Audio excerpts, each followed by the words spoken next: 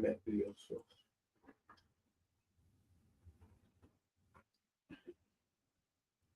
You ready? What's up? What's up? What's up?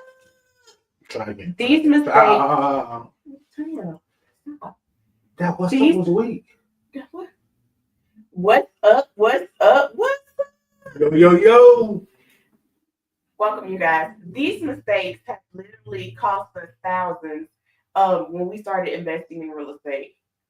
Hello, you guys. Welcome. My name is Ashley Denmark. My name is Antonio Denmark. Welcome back to REI Decoded Facebook group.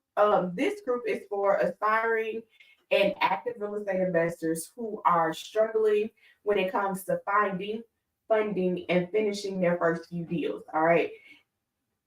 It is the place where you can finally start learning how to build wealth, how to create consistent cash flow, and most importantly, how to do all of these things without using any of your own money. We're your hosts, the Denmarks, and we've been exactly where you are, and we've made a ton of mistakes. All right. We've made a ton of mistakes early on. Now we're on a mission, and on that mission, we have decided to help more people decode real estate investing. All right. To avoid the traps, to avoid the scars, to avoid the failures, to avoid a lot of the things that slowed us down so that you can move faster and you can win. All right. So welcome to REI Decoded, you guys. Welcome to today's training. Or if you're on YouTube, welcome to our YouTube channel. Welcome to our YouTube channel. Absolutely. Don't forget to like, subscribe, and share all this information. That sounded good, didn't it? You did. So come on in the room. Hey, you guys. Hey, Kieta. I'm so happy you're here. Hey, Dorothy. Hey, Keisha. What's up, fam? Hey, you guys. All right. We have had some times when it comes to real estate. All right. And in those times, we have learned a lot. We are so grateful for the things that we've learned. But one of the things that we want to do is we want to make sure that you learn from our mistakes. You learn from some of our failures, which we like to call lessons, and you're able to literally expedite your path. All right. Expedite your learning path so that you're not spinning your wheels trying to figure it out on your own and just wasting time. All right. We don't want you to waste time. We want you to take massive imperfect actions. So as a part of it, this is why we are here to train. All right. Let me say this real quick. I know that yesterday we went and saw student property, and me and Ash was riding back, and we was kind of having a conversation about fears. And like I was like, was you scared when we first started? And she was like, no, not really. And it's one of the things where we started young. So it wasn't as much of a fear factor as just do it. And just to describe myself, I've kind of always been, I'm the oldest of my siblings. So I'm the oldest of my siblings. I've kind of always been that leader, that one that you say don't do. And you did it. I'm going to go do it. Like, I got to go experience it for myself for real. Like, I've always kind of been that person. Don't touch that eye. Which one? That one? Oh, it's not. So that's why we do what we do, because we've charted a lot of these rough patches, and you don't have to do that. Yeah. Like, you don't got to go through that if we done went through a lot of this stuff. Yeah. Like, you can just build on what we've done. Like, are you going to have your own challenges? Yes, you are. But you don't got to have the same challenges we had. You don't got to go into the same pitfalls we had. That's why it's so important to make sure we're giving back and we're helping be a springboard to your success. Absolutely. But to what Antonio said, he was the oldest child. I was the oldest child, but I was the one that if someone else had experienced that, they could guarantee that I wasn't going to experience it too. I wasn't the child that'll say, well, let me touch it. Okay, well, what could you have done differently? Okay, well, I'm going to try it the different way that you could have done differently, because I don't want those scars. I'm not trying to add more scars to my back than the ones that I already have. So yeah, I wasn't that's where we're different. So overall, there are 5 things that we see most common in new investors. And that we've experienced. And after helping over 100 people get started, these are the things that continuously come up. Mm-hmm. All right. Mm-hmm. If I know they own the ass, so help me get them. What they're not in no particular order. Right. Analyzing deals is one that new investors kind of struggle with. Power team is another one that new investors struggle with. Contractors, new investors struggle with. Funding is a big one that new investors struggle with, and tracking expenses. All right. And I got a bonus for you, but you got to stay to the end. Yeah. All right. So one of the things that we are going to be giving away today is our power team. So that's going to be one of the things that can help expedite your learning curve to where you don't got to go try to find the right people to help you expedite your process. All right. Yeah. So if you want that, what they're putting in the chat today. Put power team in the chat. Power team in the chat if you want that. So let's go back. Make sure you stay to the end for the bonus because the bonus is probably the biggest one out. All right. Absolutely. So, common thing that we struggled with when we first started. We bought a lot of coaching programs. All right, a lot of systems, and we didn't quite understand what we were doing when we first got it. We thought that if we used those systems, if we just plugged in the information, that it would just spit out everything that we needed. And we didn't understand that we literally needed to understand what comps were. Like, it can spit out information, but if you don't tell them, okay, this one's right, this one's not right, it may spit out the wrong number. One comp literally can mess up your entire estimate of what your project's going to be or what your project could be worth. And overall, we're talking about analyzing deals right now. All right. So that's the first thing we're going to really dive into, like after this going, is talking about analyzing deals and comps. All right. So when we are analyzing the deal, we want to make sure that we're looking at the top 3 comps that have sold in the area. But a lot of times I see where there's an outlier within those comps, and we feel good about that outlier, and we say, oh yeah, that means that my house is going to sell. So let me give you an example. You may have a comp that sold for $250. You may have another one that sold for $190, $175, and you like, oh yeah, I know that $250 is that's my real after repair value. That's how much my house is going to be worth. But in actuality, that $250 is an outlier. So understanding the comps is so important. Understanding that just because it sold, it may not be a comp that you can use or that really gives a true depiction of what your property is going to be worth after you fix it. One other when it comes to comp is I've seen this to where people will look at active properties on the market and they'll say, oh, that's a comp right there. This house just got listed for $400,000 around the corner. I thought that it was going to be $300, $350, but now I'm looking at this property for $400,000 and saying I can sell for $400,000 once I finish. And what happens is you buy your house based on that active comp, and you're like, oh yeah, that's how much my house is going to be worth. That's how much I'm going to list for. But then that house is on the market for 90 days, and then the price drops, and then it keeps dropping. But you use that initial active comp as a comp, but it's not a comp. One thing I did mean to say, if you are watching this live, drop a live in the chat for me. If you're watching it replay, put replay. Yeah. All right. So that's one thing we're trying to track on our end is what's the difference. So do me a favor. If you're watching live, just drop live. If you're watching the replay, drop the replay. The other thing that hurts people is estimating rehabs. You have to understand that there's a difference between a retail contractor and an investor contractor. Yes, we were talking about this over lunch today. We were talking about the difference between a retail contractor. And I don't know why I had this aha moment, but we were literally, was it lunch or breakfast? It was breakfast this morning. We were having breakfast and we realized, well, I realized that there's totally a difference. And I've always known that there is a difference, but I understood now why there's a difference. I was telling Antonio, going down our steps, our kids like to hold their hand and slide down the wall, and we have white walls, and they like to slide down the walls of the steps. And I looked the other day and I'm like, you guys are like peeling the paint by sliding down the walls.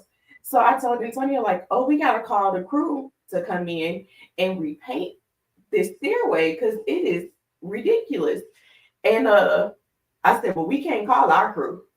And he said, why not? I said, because apparently they don't know how to cover up furniture. They don't know how to move things. They just know how to spray.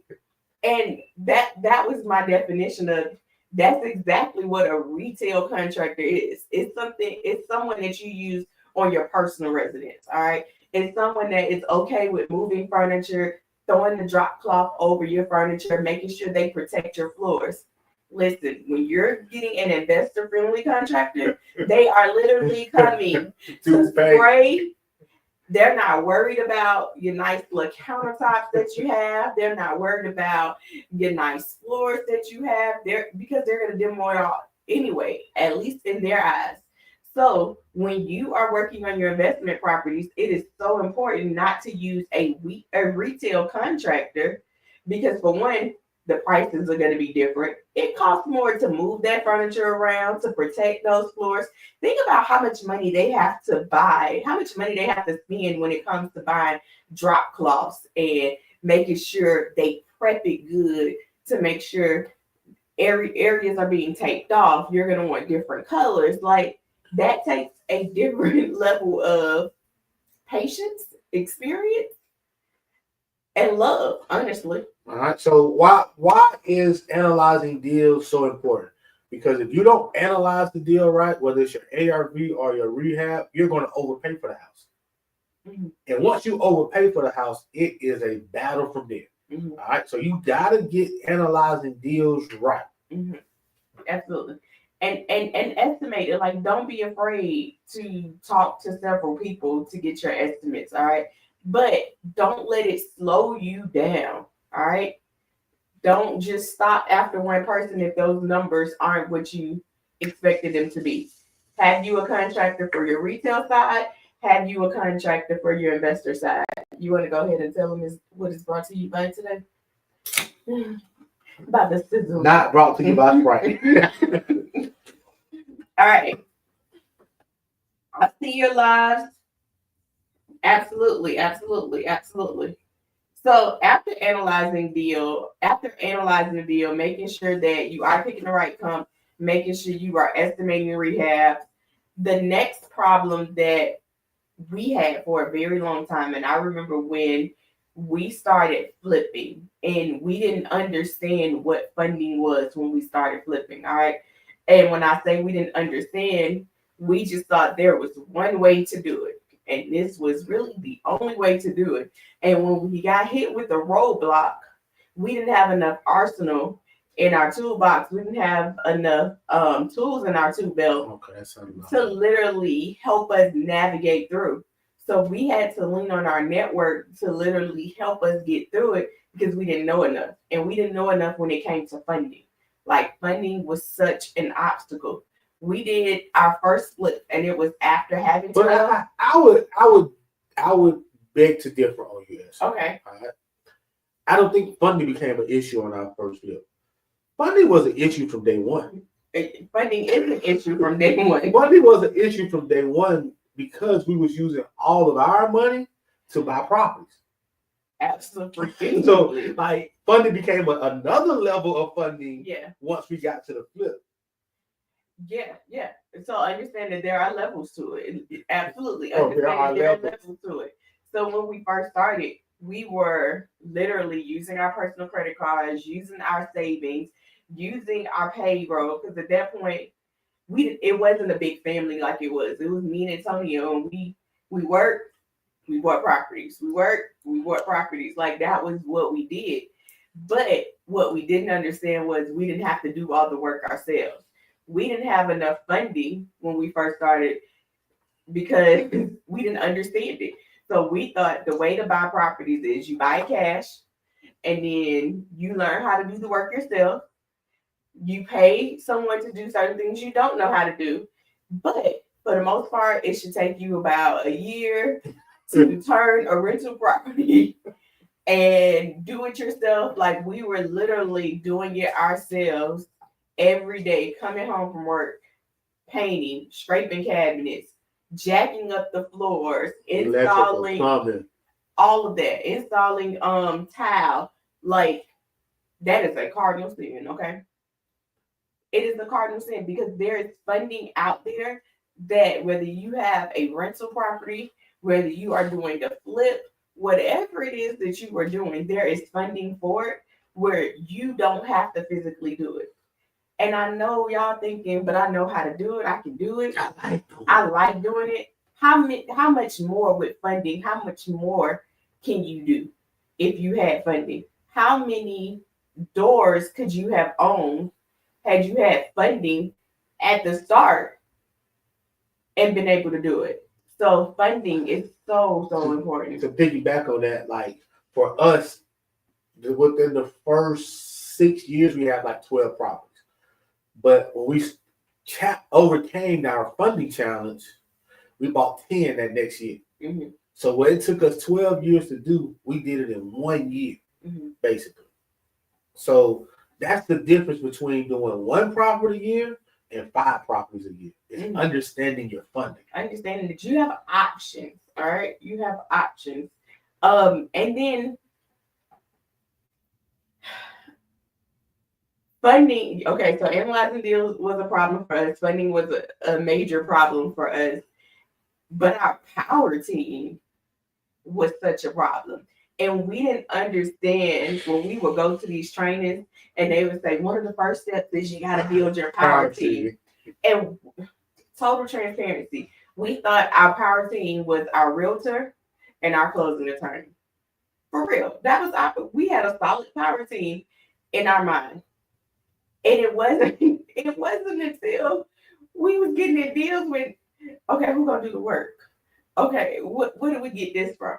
Okay, who do we call here? Your power team, you guys, is so important. Tonya, what's a power team? A power team is people that's going to help you get the job done. All right. One of the things that new investors struggle with is understanding that you are an investor first. All right. And yes, you might have a 9-to-5 job. But if you can understand how to put on I'm an investor hat first, that helps you build out your power team and expedite your process. All right. So understand your power team is your agent. Your power team is the right lawyer. Your power team is the right funding source. Your power team is the right contractor. Your power team is the right inspector. All right. So all of those things are part of your power team. All right. And it's so much easier to go when you have those people in place. All right. And we had a good lawyer, but we didn't have the best lawyer for us in what we was doing at that time. And I would say one of just a quick thing of not having the right lawyer, like our lawyer wouldn't let us virtually sign docs. Like we used to have to always come into the closing to sign docs. But honestly, once you start doing deals and moving like you need to move, you don't have to go into a closing attorney to buy a house. You don't have to go into the closing attorney to sell a house. You can do these things virtually and remotely, and that saves you time, energy, and money. I ain't got to go waste 2 hours at the closing attorney to buy it, another hour or whatever to sell it. That's 3-4 hours of time wasted that I could have been using to find properties, to manage my current rehabs. So on those days I had to go buy properties, I couldn't even do no work for real. No. Because I ain't want to get too dirty to go to the closing. Yeah, and imagine renovation sitting because of wasted time. And that wasted time is because you don't have your team in place. You don't have the right people in place to be able to move and expedite as you need. And I know we got to go. I got to do one more. My inspector, y'all. Man, my first inspector, man, it was kind of the worst thing ever. Like, he didn't give me no pictures. All he had was a sheet of paper. And just imagine on this sheet, it got like the different parts of the house. We got kitchen, plumbing, electrical, HVAC, and all it had was unsatisfactory, satisfactory, needs improvement. And I'm buying houses that are horrible.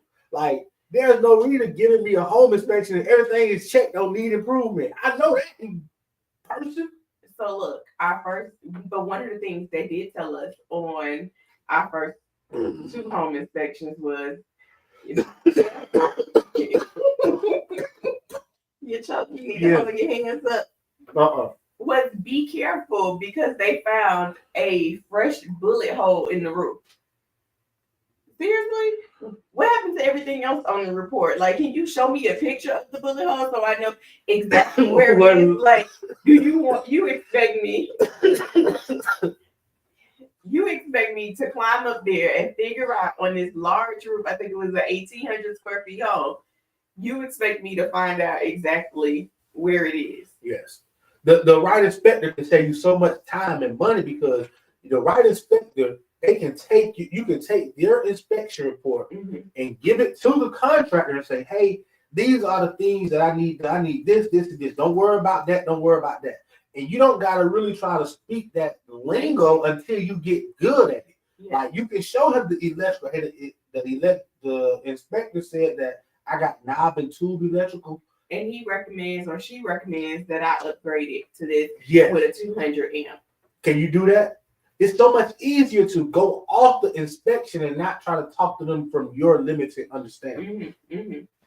If you have questions, man, y'all ask your questions too as we going along. We'll mind answering questions. Yeah, I see Amy said, do you prefer an attorney over a title office for closing? So depending on what state you in really determines if there's an attorney or if you're dealing with the title company, honestly. But we mainly use closing attorneys, so in Birmingham, we use closing attorneys. However, I prefer to deal with them on a virtual basis, and I prefer to show up when I need to show up, preferably none. And I like to have my closings at my office. Yep. Shani said, I only been to the closing table for my personal property. Absolutely. Yep. And Shani's a wholesaler. Absolutely. Absolutely. Okay. So having that power team is so crucial because if it's not in place, just know that there is time that you're going to spend.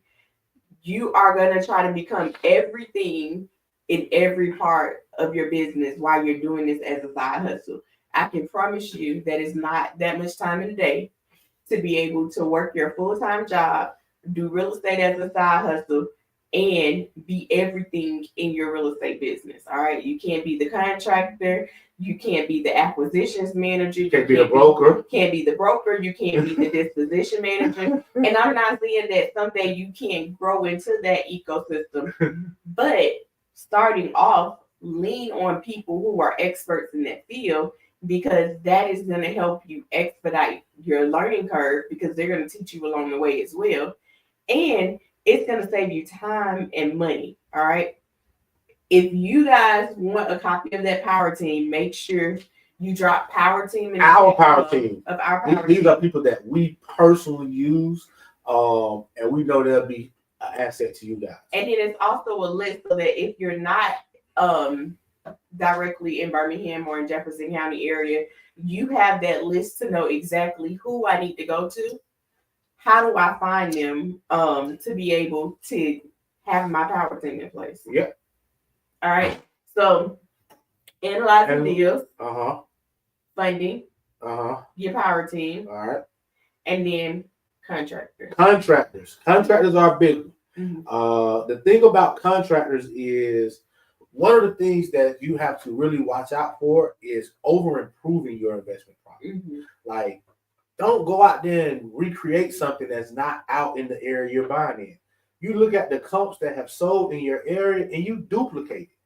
Don't let the contractor come in and tell you, man, I do properties in the $1 million area. This is what they doing. We're gonna do it in your house too. So listen, that's nice that they're doing it in that area. It's nice that they can do that.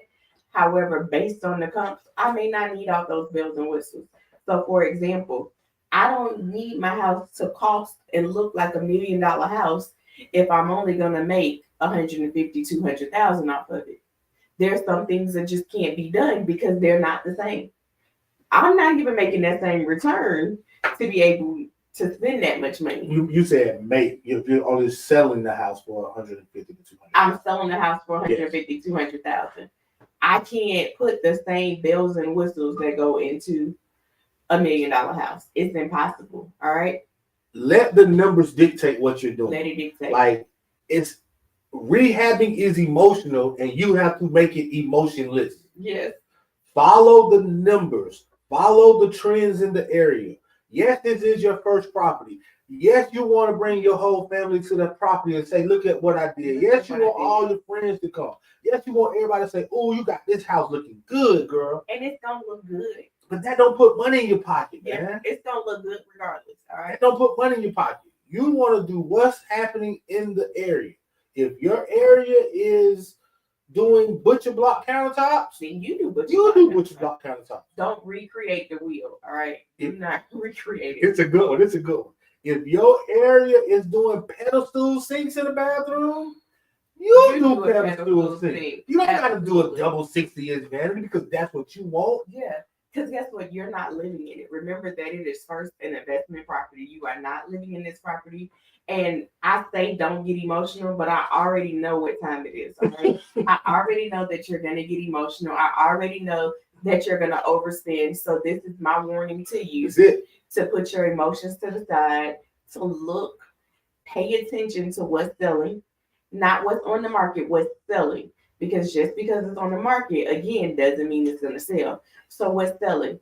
Are accent walls selling in the area? If they are, make sure you have an accent wall. If they're not, it doesn't matter if you have one. All right. But don't go over budget trying to create an accent wall, hoping that your property stand out.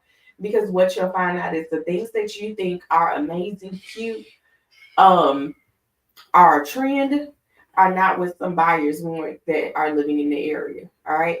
I've seen too many houses where when I don't even have to talk about what I've seen. I can talk about what I did. I spent all this money on this project trying to make sure it was like the prettiest house in the neighborhood, and literally about a month, maybe 2 months into the project, I saw all of the items. After the project was sold, I saw the items on Facebook Marketplace. You talk about May, like you know how much time, energy I spent asking, is this light fixture better than this light fixture? Going to 30 different stores to pick out a vanity, dropping the vanity, cracking the vanity, fixing the vanity, all to see the vanity back on Facebook, but on Facebook Marketplace. Well, we spent so much money on them lights, went to so many different stores for them lights. It didn't make no sense. It didn't. But to be on Facebook Marketplace for sale. Even the painting of it, like I thought, oh, this is absolutely, y'all. She painted it too. Like it was like everything that we took our time with. We thought that this was gonna be amazing. We even got offers like immediately when it going on the market. It didn't matter if the items were not back, but on Facebook Marketplace, like being sold. So take your emotions out of it. People don't like what you like. All right. One other thing before we leave contractors is you gotta understand contractors' lingo. All right. Contractors don't talk English. They might sound like they talk in English, but contractors don't talk English. There's a whole nother language that they use. There are so many acronyms that they use and things to where if you don't understand or you don't ask questions, you're going to assume something and it's going to cost you money. Mm-hmm. All right. So make sure that you are writing everything down and putting it on paper what you want. Mm-hmm. You just can't say, hey, I want you to paint the outside of my house.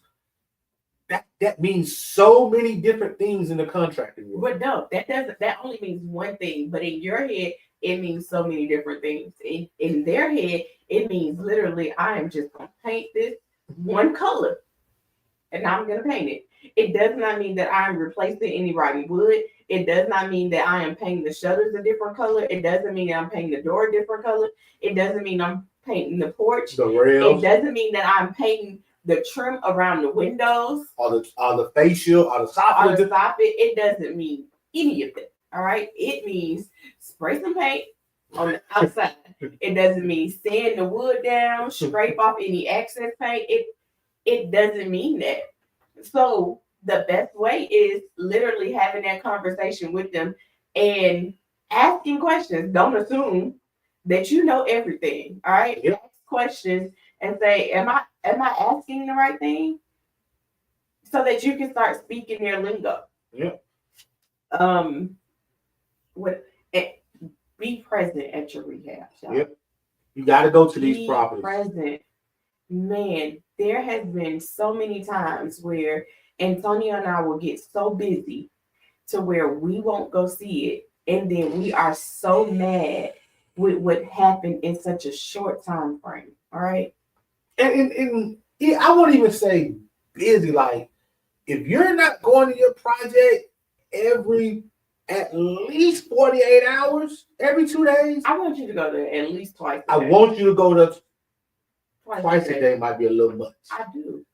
But if you want the best product, twice a day would be perfect. Yeah. At the minimum, one time daily. I'm gonna be 48 hours. Okay. Like, people work. So show up. Show up. But understand this. I'm warning you. If you go to that property on that third day, it's some stuff that ain't go the way you want to go. Yeah. Period. Maybe your vision wasn't fully understood or explained, but it's definitely gonna happen. They done started doing something they're supposed to be doing. They done painted something they're supposed to be painted. They done tore out something they're supposed to be tearing out. Yeah. Tonio was so upset one time, and we had sent the contractor.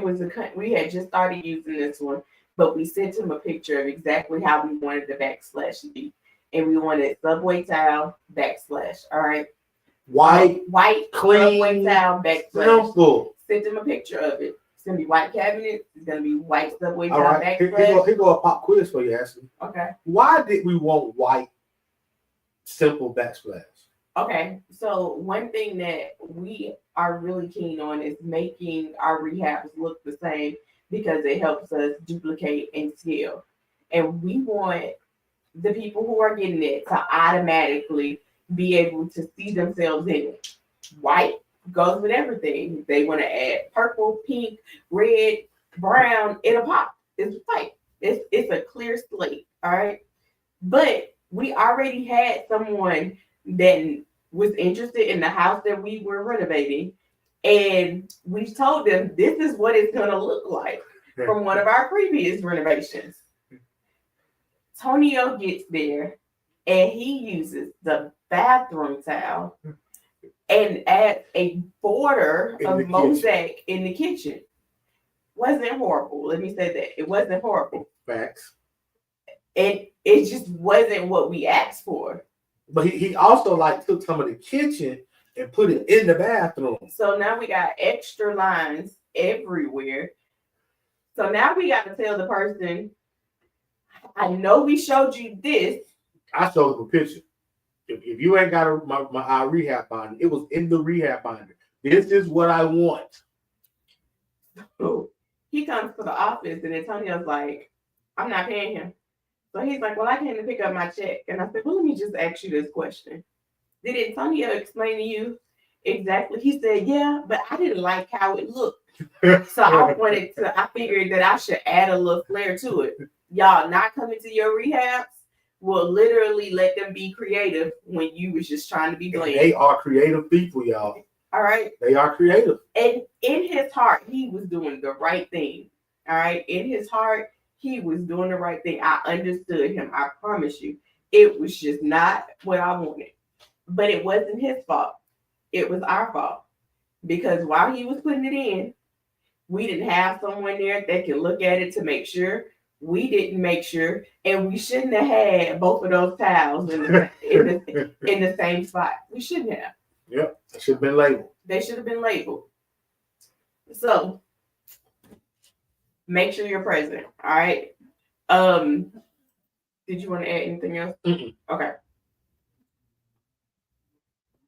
So FYI, this is our 5th one, but we Yeah. do have a bonus. So make sure you stay for the bonus. All And right. if you want our power team and how to create your power team so that you're not doing everything by yourself when it comes to investing in real estate, make sure you drop power team in the chat so we can get it for you. If you are watching this live, make sure you put live If you haven't already. if you haven't already. And if you're watching it as a replay, make sure you put replay so that we know. So we went from 6 deals. Well, we went from 6 years, 12 deals. All right. It took us 6 years to do 12 years. All right. On that next year, we went from doing 1 and 2 deals a year to doing 10. Y'all, when I tell you everything was out of place, out of order, just everywhere. We didn't understand that it was so important to track our expenses. All right. We were tracking them all right, but we weren't tracking them per property. We were tracking them like, oh yeah, obviously that's a Lowe's, that's an expense. Obviously that's an Ace Hardware store, that's an expense. If it's food, okay, that wasn't an expense. Like we were doing that, but not saying, okay, this Ace Hardware receipt goes with 123 Main Street. This Lowe's receipt goes to 567 Cordell Drive. We weren't separating them. And when I tell you money was flying from everywhere, like just imagine doing multiple deals and your rehabs are 10, 20,000 going out your account every so way. Please, please, please, if you don't learn anything else, learn to track your expenses. If you can do it in real time or at least a day or two after it happens, it is so much better than trying to go back 30 days later, 45 days later, 60 days later, trying to remember. There's going to be so many purchases that you're going to be making on the fly, that your contract is going to go to the store. Yeah. Your contract is going to go to the store and you are not going to know which house did it go for when you start scaling. All right. When you start doing it. Practice now while you're with one, because when you start to add, it can go bananas. There's a bunch of different reasons on why tracking is so important. One of the biggest reasons is because if you're tracking it real time, you can make decisions and adjustment based on a real time budget. Mm-hmm. All right. You can't make a decision to cut or add something if you don't know where you are in the budget. Just because it needs to be done doesn't mean it gotta get done. It's gotta still fit within this budget, or you're gonna be so far over budget, you're not even gonna know you over budget. And you're gonna get to the end and you're gonna be like, you think you made money, but really you didn't make no money because you was $20,000 over budget and you didn't even know. Never even knew. So it's so important to make sure that you are building those habits on project one. All right. Tracking. All right. Side note. Okay. So right now I'm not talking to my new people. All right. Y'all can listen, but I ain't talking to y'all. All right. Why you laughing? This is funny when you do that. You can listen, but I'm not talking to you. I'm talking to my people who done got their first property, who feeling good about their stuff, who ready to do multiple projects at one time. Do not do multiple projects until you have systems and processes for tracking expenses. If you don't get nothing else from us, experienced people, you got it going on. Until you get a system for tracking your stuff, process and procedures for your rehabs, do not do multiple projects at a time. It will kill your business. And there are a lot of free tracking systems that you can use. There are some that barely cost you. Like if you can't afford to use QuickBooks, then use a spreadsheet. Whatever you got to use, just track it. You don't have to have this overly fancy tracking system, but you can literally have a spreadsheet, okay, to be able to do it with tabs on those properties. Okay. I'm gonna give something else away too. What are you giving away? I don't want to mess up your thing, though, all right? So one of the other things is there's a system called the Valuator. And in that Valuator, it'll help you with tracking your expenses. It'll help you with analyzing your comps also. So if you want our link to that, what they put in the chat? Because I'm messing up. I'm doing something I'm supposed to be doing. Put expenses. Expenses. And yes, there's a free version and a paid version. Just in total transparency, but this tool will actually help you avoid some of these mistakes that we're talking about. Absolutely. All right, so put expenses in there, and I will make sure. I'll make sure that I add that. Okay, no problem. So yeah, if you want access to that tool, type expenses in the chat. I just drop the link. Okay. I don't want to send that out to people. I'll just drop the link. Okay. How does that sound? All right. They already writing expenses. All right. Well, they write expenses. I see. All right. You got it. All right. So quick recap. All right. Analyzing deals, power team, funding, contractors, tracking expenses are the 5 most common things that newbies lose money on. Yeah. Especially on their first deal. Thousands of dollars. Up from this, y'all. Like, I know you feel like if I just add that one thing in my project that's not already on my scope, if I just add that one thing, it's not going to take me out. But what happens is we add another one thing and another one thing. And if we're not tracking them, then before we know it, we are totally out of budget. Yeah. And then we want to be mad about it. But in actuality, it's our fault because we didn't do the due diligence on the front end to track it. All right. I don't want that to happen to you. I've had that happen to me one too many times. And again, I don't need you to have the scars that I have. All right. I need you to have some better scars, some different scars. Have some different scars, but not the same ones. Learn from our mistakes, learn from the things that cost us thousands. Don't overly improve it. Because you spend that money, we went over budget. We barely made money on that doggone flip. And they had the nerve. Because we spent money on all these fixtures, trying to make sure they were so cute, they were perfect. Yeah, don't do it. All right. So now we're on to the bonus. All right. Mm-hmm. This is a game changer. All right. I'm going to tell you this. Half of y'all not going to listen. All right. With all of this, and let me say this, people ask us so much like, why do you give away everything? I give away everything because I am hoping that more than 1% of people that are watching today actually execute it. If I could just get 20% of the people to execute these, you know how much more wealth we will have in our community, how much greater we will be if we just executed on our mistakes.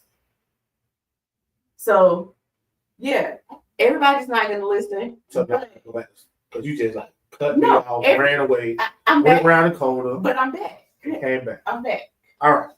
So, like I was saying, half of you guys are not going to listen to the stuff we say. It's just part of it. We understand it. Mm-hmm. But with this last one, listen to me. All right? Listen to me. The number one thing that I want you to do, or I don't want you to do when getting started in real estate, is doing your first deal by yourself without coaching. All right? There's 2 ways I recommend you getting into your first property. Mm-hmm. One way is find somebody that has experience in investing, rehabbing, going through those things. Partner with them. Even if you got to give them half of the damn deal, partner with them. I don't care if you're bringing all the money to the table. Partner with them, all right? because they're gonna save you so much money in headache by being a part of your project. Partner with somebody with experience. Yeah. And experience doesn't mean that they've done one or two deals. Like you want to know that they have done multiple deals, preferably over 10, because that shows they have experience. Yep. 2, 3, 5 deals, that's not enough experience. All right. Yes, they may know more than you know, but it's not enough experience to lead the project. That was great, Ashley. Seriously. If you don't partner with somebody, go get you some mentoring, pay for some mentoring that can answer questions for you and guide you as much as possible. Mm-hmm. All right. If you're not doing one of those two things, you are asking for trouble. Yeah. And just think about it. When you go to work, you don't just show up and they don't expect, well, when you show up, they don't expect you to already know their system, how to execute it. No, there's a training process that happens. You guys give yourself grace and have a training process. Everything that you see on TV is not real. All right. Everything you see on social media is not real. There are pain, there are ups, there's downs. There's going to be some days you want to pull your hair out, and there's going to be some days you feel like you are floating on cloud 9. All right. But you don't know what you don't know. We talked to a young lady yesterday, and we were literally, she said, I didn't even know to ask this question because I didn't have training. You don't know what you don't know. All right. And even with training, there's going to be hurdles, there's going to be obstacles. You listen, we're in $1 million industry. All right. We cannot expect this $1 million industry that we're in for everything to go peaches and cream without training. Otherwise, everybody will be in this industry. Okay. Everybody will be winning in this industry. So you have to take it serious. It's a true craft. It's a true, like, there's true science to making it work. So make sure you are getting plugged in and make sure you are doing exactly what you need to do so that you don't have these 5 obstacles to take thousands away from you. All right. It took thousands away from us. And it took us years to start correcting them to realize we were the problem. All right. So anything else you want to add? Real estate is a long-term game. Don't get caught up on trying to make a home run on your first deal. Mm-hmm. The most important thing about your first deal is doing it. Yeah. Money is third on the list somewhere. We ain't worried about making no money, all right? We worried about getting the experience. We worried about exposing our people to it. Because once you do one, the confidence level goes through the roof. Mm-hmm. But you got to do one. And when I say do one, I mean go through the full cycle of doing one. You're analyzing deals. You are finding contractors. You are buying the house with however you buy the house. You are rehabbing the house. You are listing the house. You are selling the house. Mm-hmm. That full cycle is worth more money than any money you can make on your first deal. Absolutely. Because at that point, now you know, I can do this again. I can do this again. And then those base hits that you're taking, those base hits start to be home runs. And just think about it when you're playing baseball or you're playing softball. You can't just get out there and swing and think you're going to connect with the ball. You're not. It's some going to be strikes. Like, you're just not. So make sure that you are practicing. Make sure you are doing it. Make sure you are repeating the process, like repetition, because that's how you get to your home runs, and your consistent home runs is by repetition. All right. So any questions? Thank y'all for staying. I hope you learned anything. If you're still here, give us the one thing that stuck out to you. Yeah. Let us know what's the out of the 6 we gave, what's the one that touched you to where you're going to take some action on. Absolutely. Drop it in the chat. I would love to read it. I would love to connect with you guys. While they're dropping that, can you share the Dynamic Funding Tour video? I can. All right. We do have a Dynamic Funding Tour coming up on May 1st. What's that, next week? Next week. Next week. It's an in-person event, man. Get in the room. We're going to be talking all funding in that room and how we structure deals and what really truly got us from doing 1 to 2 deals a year to 10 in a year. So get in the room.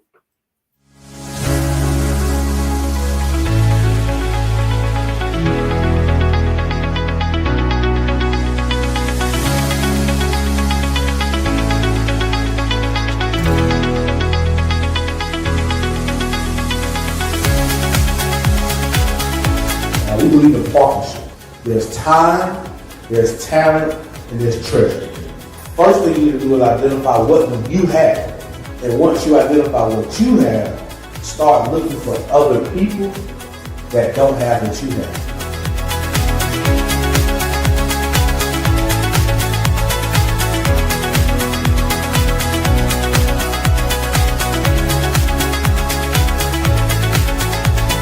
A lot of the things you hear us do, a lot of the things that we talk about, they're from experiences. We want you to get creative. We want you to think outside the box because that's really where it lies.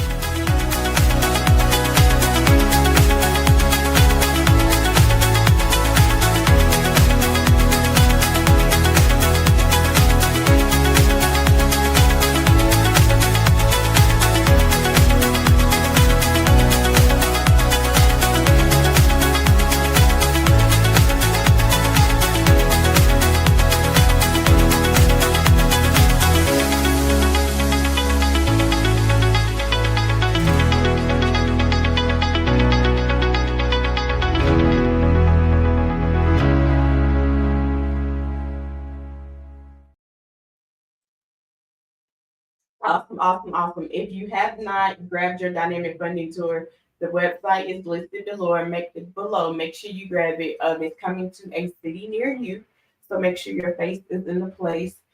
Just to piggyback over our question right before that short break, some of the things that I see, Shani put comping and checking on contractors work more frequently.